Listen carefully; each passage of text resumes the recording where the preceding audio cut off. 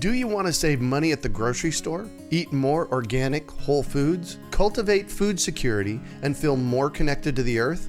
If so, then growing your own food is a no-brainer. You wouldn't believe how many people come to me claiming that they can't grow their own food. They think they don't have enough space, that they're too busy, or that they simply don't have what it takes. Perhaps you've fallen for one of these gardening myths. If you think you can't grow food, or if you think the only food that you have access to is what you buy in the grocery store, I have a life-changing webinar that you need to see. It's free and will help you unearth your inner gardener. I've helped thousands of people just like you learn to grow their own food, and I'm speaking from my own experience when I say that with the right knowledge in place, there is no such thing as a black thumb. With this webinar, you can begin making your garden dreams come true and start growing delicious, nutritious food for your family. Just text GARDEN to 44222 or go to iwanttogarden.com and you will receive our free webinar about the 7 key factors you need to know to grow your own food. Remember, that's GARDEN to 44222 or iwanttogarden.com. You're listening to the Urban Farm Podcast, your partner in the Grow Your Own Food revolution. Whether you've just been introduced to urban farming or you're a lifelong advocate, we're sure you'll leave feeling more informed, equipped, and empowered to dig deeper into the soil of your local food economy. With you every step of the way, here's your host, Greg Peterson. Today on the Urban Farm Podcast, we have Ellen Zachos to talk about Wildcrafted cocktails. A former Broadway performer, she was once in the cast of Les Miz. Ellen is a Harvard graduate and has earned multiple certificates in horticulture and ethnobotany from the New York Botanic Garden. In her spare time, Ellen is a garden writer, photographer, and lectures at flower shows and for garden clubs around the world. She is the author of 7 books, including The Wildcrafted Cocktail and Backyard Foraging, 65 Familiar Plants You Didn't Know You Could Eat, both by Storey Publishing. Ellen was named a Great American Gardener by the Epcot Flower and Garden Festival, has served 2 terms as a national board member to the Garden Writers Association, and works with Remy USA, teaching foraged mixology workshops across the U.S. Welcome to the show today, Ellen. I am very happy to be here, Greg. Thank you. Well, I'm excited to talk about foraged cocktails as well, so I'm glad we're going to get into that. So I shared a bit about you. Can you fill in the blanks for us and share more about the path you took to get where you're at now? It was a circuitous route, I think, and you know how everybody thinks somebody else's life story is more interesting than their own? To me, my route to foraging just seems like a normal life, but I know it doesn't to everybody else. So I will tell you that when I was at Harvard, I studied comparative history and literature of 19th century England and France, which was, yes, singularly useless, but very interesting. And when I was on stage with Les Miz on Broadway, I did know all about the politics of the show. And again, nobody cared, but it was interesting for me. And I got a plant as an opening night gift, which really changed my life. Some people get bouquets of flowers. I had a friend give me a plant and I was hooked. It was like, come here, little girl, the first one is free. And my life just started to be all about plants because I lived in New York City. It started out as house plants. But then I went back to school at the New York Botanic Garden and started teaching there. I designed, installed, and maintained rooftop gardens in New York City for many years. That was started a company and that was my career until just about 3 years ago when I moved to New Mexico. But during that time, when I was working as a gardener in the city, my personal interests really shifted from the ornamental to the more useful, and specifically food, because I love food. And I think food and drink are wonderful things. I think they build community. I think they sustain us nutritionally. I think it's a whole lot of fun to play with. And while I'm not a vegetarian, I love cooking with plants and mushrooms because those are the things that I can forage for. So I come at this subject from many different areas, from being an avid eater, from being somebody who loves the outdoors, and from somebody with a really strong plant background. Wow, cool. So your Wildcrafted cocktail book, which we're going to get to the end of that here in a little while, is really an offshoot of a bigger conversation around foraging. Yes, it is, exactly. And the book before this is called Backyard Foraging, and my cunning plan for that was to get people interested in foraging by starting in their own backyards, so that they would have a little bit of success and say, wow, this is really fun and interesting. Maybe the next time I hike, I'll look for some of these plants. Yeah. Because I really think success builds success. And once you realize how delicious some of these things are, you're going to want more. So I started out focusing more on food, but I've always had an interest in spirits. And the folks at Remy who make the Botanist Jin saw my book and hired me to start teaching some foraged mixology workshops all around the country. Oh my and gosh. It's like, the best job ever. Get to travel and make cocktails and meet mixologists. That really made me take this whole subject a lot more seriously. And that was back in, I'm going to say 2014. And that was what made me decide to do this particular book. Nice. So let's step back from the Wildcrafted cocktail for a moment and define foraging for us.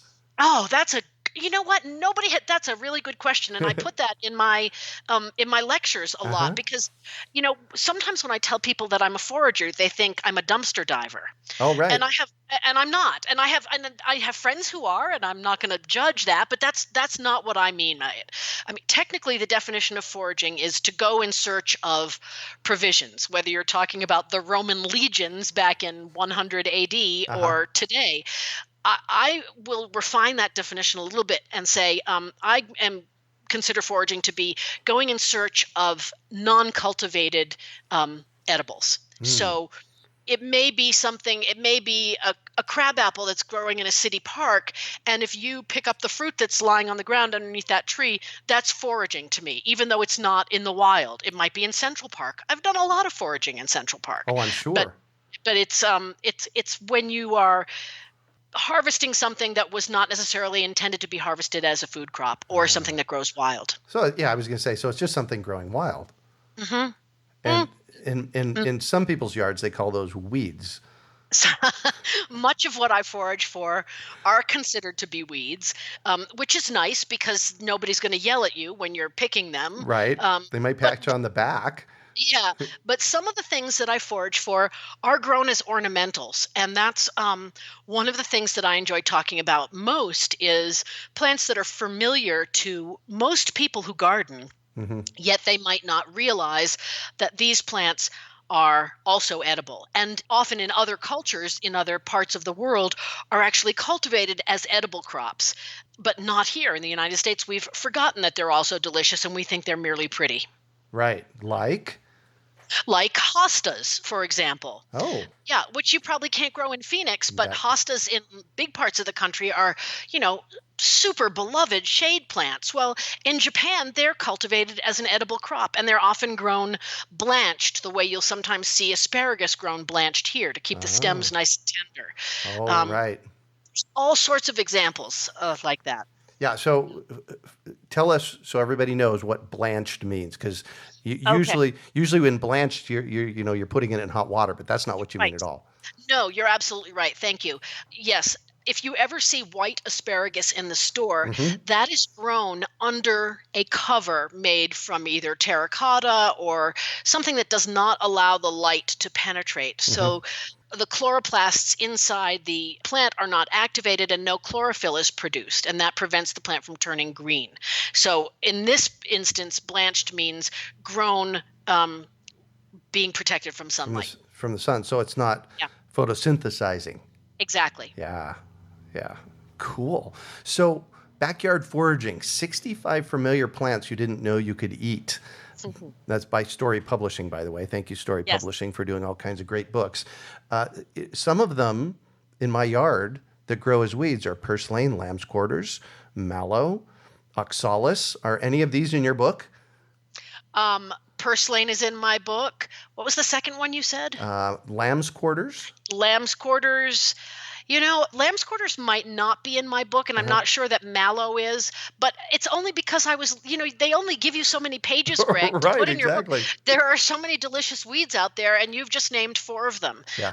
I love lamb's quarters. I just moved into a new house and was thrilled to see lamb's quarters popping up all over the place. Yeah. And I know that most people would be out there pulling them, but I'm actually watering them because I want them to get nice and big, and then I will harvest them and eat the leaves, and also the stems can be cooked and served as a whole separate vegetable. Oh, didn't even think about that. Yeah. Wow. Yeah, I was going to ask you what, like with purslane, what do you do with it? Okay, well, I actually there's a cocktail I make with purslane. I know we're not talking about cocktails yet, but I will just say, Please. This is a purslane in a blender with tequila, which gives it this emerald green color. Oh my gosh. And then I pickle Japanese knotweed, which probably doesn't grow for you in Arizona, but it's a really invasive plant in most of the country. So these are 2 weeds that combine in this very tasty, beautiful cocktail. And the name of this cocktail, coming up with cocktail names is really hard, but I like this one. It's called Get Off My Lawn. Because they're weeds you don't want in your lawn. Right, of course. Yeah, there you go. Of course. All right. So we've teased everybody enough. We're here to talk about the Wildcrafted cocktail. First of all, I am sitting here looking at your book, and there is this absolutely stunning picture on the front cover. And when I first saw it, I said to you, is that cranberry? Right. Tell us about it. But it's not. No. Well, that cocktail is called Ode to the Grape because it's got 3 different kinds of grapes in it. What gives it that bright, deep, rich purple color are wild grapes that I picked in Pennsylvania down by the lake. It's kind of a swampy spot, and it gives me a great grape crop every year. And that is combined with pisco, which is a grape brandy that is made in both Peru and Chile. And then the third grape is that sugared grape that's used as a garnish. Yeah. It's a very tasty drink. Oh, I'm sure. If I do say so myself. I'm sure. So I got to know the backstory behind this book. How did you get here, and what's in the book? Well, I have to tell you, Greg, the research for this book was very, very difficult. I had to make a lot of cocktails and do a lot of testing. And you laugh, but seriously, my husband, I'm an early morning person, so I would get up at like 6 or 6:30, and I would be, trying the sassafras syrup with the rye, with the bourbon, with the whiskey, which is better. And Michael would stumble out of the bedroom at 8 o'clock expecting a cup of coffee, and instead I would have like 4 cocktails lined up on the counter saying, taste this, which one is better? So I really did very carefully test all the recipes in this book.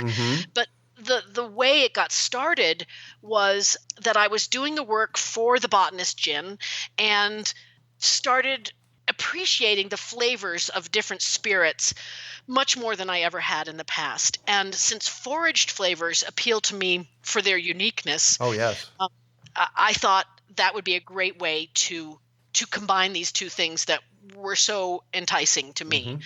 And the more you experiment, or the more familiar you become with different spirits, you kind of just develop an instinct for what is going to combine with each spirit in the best possible way. Crab apples are something that I can harvest in great abundance, even here in Santa Fe. It's a dry climate. The foraging here is very different from what I was used to on the East Coast. But crab apples are fantastic, and I gather a whole bunch every fall, and I juice them, and I make a syrup, and I can that so that I have it to use all year round. And then, do you want to just guess what the best possible thing to combine with crab apples is? The best possible spirit? Gin? Well, actually, that's very good, but my favorite is bourbon. I think bourbon and crab apples are a match made in heaven. So you just start experimenting. You start saying, spruce tips, what would they be good with? Let's try them with vodka. Let's try them with gin. Which one do I like better? And it's like a giant chemistry experiment, only way more fun. Yeah. Spruce tips, I would guess that they would be more savory. Spruce tips actually have a very lemony flavor to them, Oh, and they do actually contain a lot of vitamin C, and historically were used to stave off scurvy for well, makes you know sense. sailors that were not able to travel with fruit. But if you put them in the blender with either gin or vodka, I actually like both, they give you this pale green liquid that has a tiny bit of resin, but a lot of lemon, Uh-huh. and it's a very bright flavor, which I really like. Nice. Nice. Tell us about your favorite. Tell us about your favorite cocktail in your book. Mothers are not supposed to have favorite children. So I will tell you what my favorite one is right this minute. Oh, good. Which it's probably going to change. But I have become a big fan of rye. I love rye whiskey. There's something about it. I've been a single malt person for years, and I like bourbon, but rye kind of falls right in between them. And it also combines wonderfully with sassafras root syrup. So that is a cocktail that I really have been enjoying a lot lately. Well, go ahead. No, go ahead. Okay. Well, it's coming. I don't know where you are, but where I am, the spruce tips are just starting to come out. And since we were just talking about that, I was thinking, it's going to be almost time for me to make the Merry Woodsman, which is done with a spruce tip infused vodka, a spruce tip syrup, a little bit of elderflower liqueur, and some wild ginger syrup. And that to me is like a walk in the woods, all stuffed into a glass. I'm also very fond of that. Wow. So when I get a copy of your book, I'm going to be able to learn how to do all of these, right? You are. The book first walks you through, just some cocktail making basics, equipment you might want to have on hand, how to assemble a cocktail. And then it starts with, simple substitutions, and eventually builds you up to creating your own combinations. But it gives you recipes on how to make the syrups and pickles and infusions, and then how to use those things that you've made in the finished cocktails. Wow, cool. So when I was younger, I worked in a bar. Okay. And we had something that I had to make. I remember making it called simple syrup. Yes. And I noticed there's a section in your book about a couple of unusual syrups. Yeah, simple syrup is, a bartender's friend because it's just much easier to sweeten a drink that way than it is with sugar. And I do a lot of simple syrups with foraged materials. So it could be a fruit simple syrup or an herb simple syrup. The two unusual simple syrups that you mention are one is made from chanterelle mushrooms, which is very delicious, and the other is made from carob pods. And you might have carob in the Phoenix area. We do. Get? Yes. Well, I'm going to be in San Diego on Memorial Day weekend leading a bitters making workshop, and we're going to be using carob there because I love that ingredient, and there are very few places in this country where you can actually forage for it. But you are fortunate, Greg, and you can also do it in San Diego. So those are two unusual ones that are really very simple to make. Yeah. Luckily, it grows wild here, so I don't even have to plant it. I just That's nice. Follow my nose. Yeah. One part of the year because they're very aromatic. Let me put it that way. When they're blooming and making their pods. So I can get carob pods. What I can't. In fact, when you said the chanterelle mushrooms, I was looking at Kindred. And he kind of got a funny look on his face, and as did I. It's like, hold on, a simple syrup out of mushrooms. Tell us about that. Yes. Well, chanterelles are something that I can forage for in this area. So that's very nice. And unlike many simple syrups, I actually do the chanterelles. I bring them to just below a boil in a simple syrup and let them simmer for about 15 minutes. Or keep it warm for about 15 minutes, remove it from the heat, let it cool, and then reheat again and keep it warm for 15 minutes. And that sort of double heating brings out as much flavor as possible. And then I also take it off the heat, cover it, and let it sit overnight, and then strain that syrup off. and save that for the cocktails. Wow. And then I save the mushroom pieces that were in there, which by this point have been candied by being in the syrup. Course. And they make a wonderful, of course, yes, and they make a wonderful garnish. Oh, nice. I'm sitting here listening to you, and it's like the amazing amount of thought process that went into doing this. It's like, this is so far out of my reality. It's just, it's amazing. It's one of those epic things that you've thought through this. How did you come to this?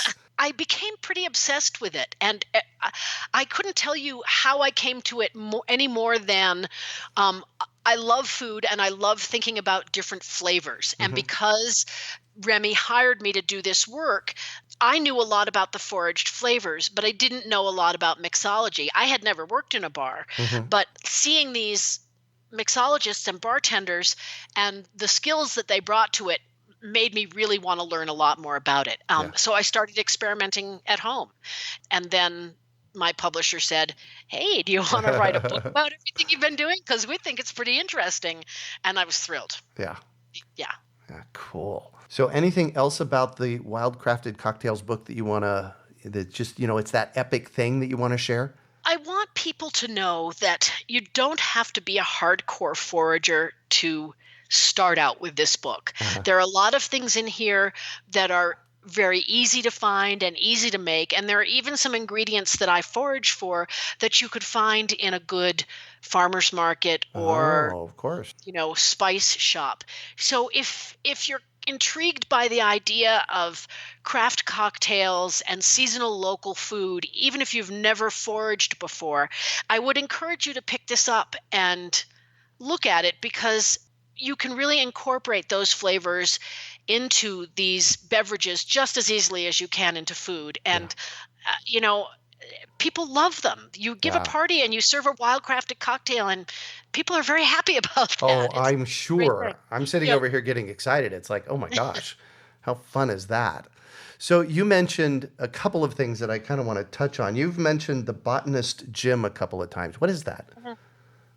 The Botanist Jin is a gin that is brewed in Scotland, and the brand is owned by Remy USA. They make Cointreau and a bunch of other spirits. And the thing that's remarkable, or one of the things that's remarkable about the gin, is that it is made from 22 foraged botanicals that are harvested on the island of Islay, which is off the west coast of Scotland. Oh my gosh.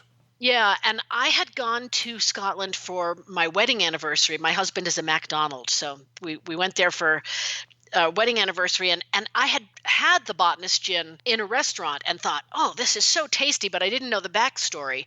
So when they contacted me back in New York, it was great because they didn't have to sell me, and I didn't ever have to sell anything that I didn't believe in, because it is my absolute bar none favorite gin, and I think all those different foraged flavors really create something unique. Oh, I'll bet. Yeah, I'll bet. Okay, how cool is that? So, how does one go about finding your mixology workshops? You're going to be in San Diego over Memorial Weekend. How do we find you? I am. Well, if you go to my website, which is www.backyardforager.com, there is a section there that shows you where I'm going to be and what I'm going to be doing. And I will be in San Diego at a shopping center called Flower Hill, which is doing all these plant-related events for the month of May. Oh, cool. And I'll be teaching a bitters making workshop. I know there are still a couple spots left in the workshop. And then in early June, I will be at the Mother Earth News Fair in Burlington, Vermont. So I like to go. I go all over the country because I really enjoy talking about this stuff. It's really exciting to me. I can tell you are lit up about this. Yep. It's making it fun to chat with you. Good. So I want to talk about foraging and forage safety. Yes. Because, you may not have all heard stories out there, but I've heard some stories in the past where, people were out foraging and they ate something wrong and it wasn't a pretty picture. So no. Yeah, you don't want to be that person. You don't want to be the headline, family of 6 killed by poison hemlock. That is not where you want to be. Right. So my number one rule, and really any forager's number one rule, is do not put anything in your mouth if you are not 100% sure what it is. Yeah. period. I have passed up mushrooms, which I thought I knew. And then I got home and I found out I was right, and I could have kicked myself for not picking them. But it is so much better to do that than to eat something that is going to make you sick. Yeah. And there are plants that will make you sick. There are plants that will kill you, and there are mushrooms that will do the same. So you really need to know what you're harvesting. Yeah. And then beyond that, you need to be careful about where you're harvesting from. You do not want to harvest from a golf course or a botanic garden where chemicals are used to keep the plants looking absolutely perfect. Right. You don't want to harvest from right next to a busy highway because there are particles in truck exhaust and automobile exhaust that settle out of the exhaust, settle to the ground, and then can be absorbed by the plant roots. And these are not things that can be washed away. Right. So I know people say common sense isn't very common, but you definitely need to really evaluate where you're harvesting from before you pick something. Yeah. And one other thing about on the safety note, I don't know if you have any food allergies, Greg. I am fortunate in that I don't. But if you do, you always need to be careful about trying a new food, whether it's something that you bought at the grocery store or something that you've foraged for. And if you know, for instance, that you are allergic to aspirin, then you're not going to want to eat wintergreen, which contains salicylic acid. All right. If you know that you're allergic to cashews or mangoes, which are related, you might want to stay away from sumac, which would be a real tragedy since it is delicious, or just try a little bit at the beginning because when you know that plants are related, it's possible they might have some of the same things in them that you could react to. Yeah. Yeah. Okay, so you brought it up. I'm back looking at your book. This is an amazing book, by the way. And you have something in here called a Sumac Spritzer. Yeah. Sumac is a great cocktail ingredient for so many reasons. First of all, it grows, I think it grows in every state of this country, one kind of sumac or another. There are several sumacs that are really tasty. It's very easy to identify. It combines, you can make it into a syrup, you can make it into a soda, you can actually directly infuse gin or vodka or rum with it. It's a very versatile tart flavor, and it's beautiful. It's got this deep red color. So it's not only, it feeds the eyes as well as the palate. Yeah. And I always get asked, but isn't sumac poisonous? And I tell people any sumac with red berries is 100% safe. Unless you're allergic to it, but because poison sumac has white fruit, and the fruit clusters hang down from in between the leaves, whereas sumac has terminal upright red fruit. So unless you are blind, you will probably not make that mistake. Oh, perfect. Right. Exactly. And it would be hard to forage if you were blind. I'm not going to say it's impossible, but it would be hard. Yeah, exactly. Wow. Okay, cool. So, and I'm sure you cover this in your books, right? The safety I do. part. Yeah. Yes, absolutely. Yeah, exactly. So if, for me, I've never foraged for cocktails before, except at the bar. Where does one start? Tell me, what's your favorite cocktail? All right. It's a simple one. Rum and Coke. Okay. Rum and Coke. I'm just thinking, what do I do with? Well, that's not a simple one. I was going to go with the Chanterelle rum cocktail has your name all over it. But I think the simplest way to start is with a substitution that makes logical sense. So you might not know this, or you might know this, but sassafras root was one of the original flavors in root beer. Of course. So if you were going to do something, a spin on a rum and Coke, you might make a sassafras syrup, which is also a common soda flavoring, and try that with rum and see how that works for you.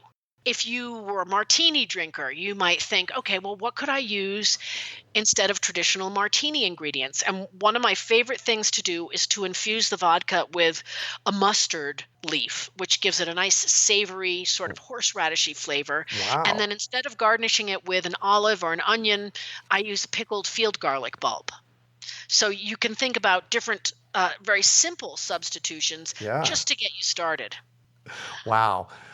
So the book is called Wildcrafted Cocktails, and it's by Storey Publishing, written by Ellen. So, get your hands on that. We'll have a link on our show notes page for it. So I'm going to shift on you, and I'd like for you to talk about a time you failed, how you overcame that failure, and what you might have learned from it. I kind of hate you a little bit for asking me this question because I've certainly failed in my life. I don't want to say that I haven't, but I may have just blocked it from my memory for self-preservation. So I don't think this is really what you're going to call a failure, but it is something that I took a life lesson from. There you go. So I'm gonna go with that. My first career, I moved to New York to be an actor, and by most people's standards, I had a certain degree of success. I did Les Miz. I was on Broadway. I was in the original cast of Falsettos. I had a really good time, but I loved the work. I didn't love the life that went along with the work. Yeah. Because your life was not your own. Right. And you might be at an audition on a Thursday afternoon and you're going to get on a plane the next morning to go visit your mom. And they say, can you come back on Friday afternoon and dance? And you're like, no, I can't. I have a life. And it was really getting to me. And that was at about the same time that I started to work with plants professionally. I got a day job. Some people wait table. I got a job in a plant store. And one thing led to another. And I started to get some clients who had indoor plants they wanted taken care of and some greenhouses up in the Bronx. And I got a really good audition and a callback and a second callback. And instead of being happy, I said, oh, but who's going to take care of the greenhouses? I'm done. And I knew at that moment when faced with that choice, I did not get the job, by the way, so I didn't even have to make the choice.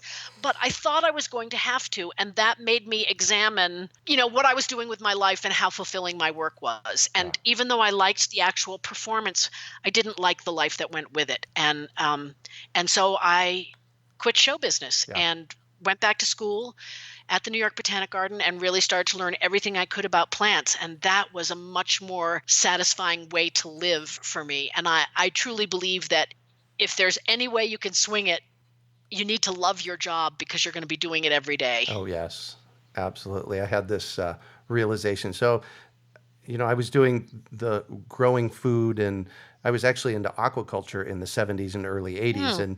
And in the middle, in the mid 80s to the mid 2000s, I was in technology. And along about 1999, 2000, it hit me. It's like, this is not what I love to do in the world. Yeah. And so it's a really good day when you get there, I think. Mm-hmm. But it's not always easy to get there. Right. And not everybody has the luxury of getting there. And I realized that I was very fortunate to be able to stop doing one thing and take some time to learn another skill. But it was really important for me and for you too, obviously. Yeah. I was incredibly blessed because I started a software company in the late 80s. And by the early 2000s, it was, kind of on autopilot and making, enough money for me to live so that I didn't really have to work. Mm-hmm. And that's when I went back to, Arizona State University and I got a bachelor's and a master's degree in this stuff. That's great. So, that's great. And the reason I'm really pointing this out for everybody is that please start looking at your life and asking yourself whether you love what you do. And if it doesn't get you up in the morning and fly you out the door or send you to the kitchen making up cocktails, start thinking about doing something else. Yeah, and it doesn't matter how old you are.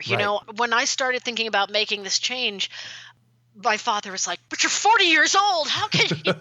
You're supposed to be decided by now. And I was like, Dad, it's not like that anymore. Yeah. So even if you think, oh, I'm so committed to this one path, I really don't think you have to stick with a path if you're not happy on it. Right. Yeah. Yeah, exactly. So what do you consider your biggest success? Oh, I think my biggest success has been not unrelated to my biggest failure in that I was able to create a life that balances all the things that I love most, which is being out in nature, working with plants, having the freedom to travel and spend time with my husband and with my family, not be at a desk all day. Mm-hmm. And I feel like it's a path that you really have to create. You have to carve it out for yourself and you have to say, this is what I want my life to be. And then you have to make it that way. Yeah. And I think I've done that. And that feels really good. Yeah, absolutely. So what drives you? I am a perfectionist, always in search of deliciousness. And I will try anything if somebody tells, as long as I know, as long as I know it's safe, people. Yeah, I have to know exactly. it's safe. But I love to experiment. I get a real adrenaline rush out of that. And I think I'm driven by wanting to avoid the normal, the usual. I like trying things that not everybody has tried. That really appeals to me. Beautiful. So is there a book that's been impactful for you? Yes, I will say, and I know that I've written 2 foraging books, and I should blow my own horn here, but I will say that I think the best foraging books, period, are written by a man named Sam Thayer. That's Thayer, and he's written 2 books, and he's got a third in the works now. And Sam is the #1 forager in this country, and he is smart and funny and an excellent writer. And when you read his books, you just want to get out there and try everything he's talking about. So when I was just starting to forage, his books were highly motivational to me. So if anybody's thinking about getting started, his books are a really good place to start. And then, of course, mine are also great. Yeah. Absolutely. So what one final piece of advice do you have for our listeners? I would advise people, if they're interested in foraged flavors, not to be afraid. I have 5 nephews, and I love spending time with them outdoors. And they always say to me, if I ask them if they want to taste something, well, how do you know if it's safe? What if I don't like it? And I say, well, you know what? If you don't like it, you spit it out. And I'm not going to give you anything that isn't safe. We always circle back to safety because that's so important. Yeah. But once you're with somebody who's an experienced guide, or once you've read a lot and taken some classes and you can recognize these plants, don't be hemmed in by recipes or things that other people tell you. Experiment with the flavors, taste something, ask yourself what it would be good with. They have that expression, you see something in your mind's eye. I say you taste something in your mind's palate. Think about the flavor. Think about what it might combine with. Just let go all of the rules and your preconceptions about how to use these things, and try and unleash your creativity. I think that's a really fulfilling way to go. Go out and play. Yeah, exactly. Go out and play. Go out and play. It sounds like you do that a lot. As much as I can. Nice. Well, thank you so much for joining us on the show, Ellen. It's been my pleasure, Greg. Thank you. Absolutely. So, how can our listeners get a hold of you? My website is www.backyardforager.com, and I share recipes and tips on foraging for plants there. You can also find me on Facebook, where I'm the Backyard Forager, and I post there regularly as well. Beautiful. Beautiful. Well, Ellen is the author of the Wildcrafted Cocktail and Backyard Foraging, 65 Familiar Plants You Didn't Know You Could Eat, both by Storey Publishing. You can find show notes from today's podcast at urbanfarm.org/wildcrafted cocktail. Well, that's it for today. Thanks for joining us on the Urban Farm Podcast.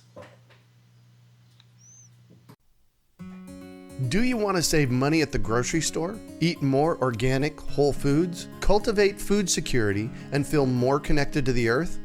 If so, then growing your own food is a no-brainer. You wouldn't believe how many people come to me claiming that they can't grow their own food. They think they don't have enough space, that they're too busy, or that they simply don't have what it takes. Perhaps you've fallen for one of these gardening myths. If you think you can't grow food, or if you think the only food that you have access to is what you buy in the grocery store, I have a life-changing webinar that you need to see. It's free and will help you unearth your inner gardener. I've helped thousands of people just like you learn to grow their own food, and I'm speaking from my own experience when I say that with the right knowledge in place, there is no such thing as a black thumb. With this webinar, you can begin making your garden dreams come true and start growing delicious, nutritious food for your family. Just text GARDEN to 44222 or go to iwanttogarden.com and you will receive our free webinar about the 7 key factors you need to know to grow your own food. Remember, that's GARDEN to 44222 or I wanttogarden.com. We hope you enjoyed today's episode of the Urban Farm Podcast. Remember to listen 3 days a week for tips, advice, and resources to help you on your journey with urban farming. You can find us on the web at urbanfarm.org or send us an email to podcast@urbanfarm.org. In the words of Vincent van Gogh, great things are done by a series of small things brought together. Be encouraged that with each lesson learned and skill developed, you are one step closer in the direction of your dreams.